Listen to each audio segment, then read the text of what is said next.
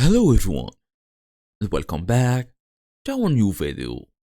Well, your watch is on your wrist, your phone is in your pocket, so why aren't texts and calls showing up?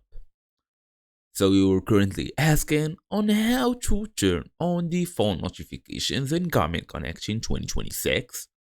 So in today's small tutorial, we're really gonna go through how to do so, fast and easy as usual. Let's get started. So first and first, open your device, make sure you are fully connected to the internet, go all the way and open Garmin Connect app. As for now, log in using your email address and password, then go to find the more or basically this three dot menu. Then you can basically see multiple options here. Go all the way to settings. Then go all the way to notification. So as you see, you have the push notifications, email notifications, and app notifications.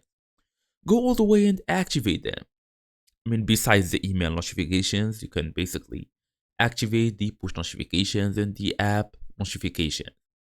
But if you basically have a device connected, you will be able to see smart notifications to turn on. This is the master switch. If it's off, nothing comes through. So go all the way and activate it.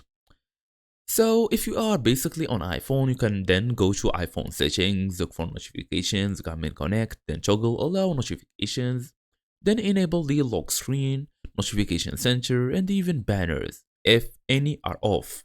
Your watch stays silent. As for basically Android, all we're gonna do is just tap on the app, then go all the way to notifications and make sure you allow them.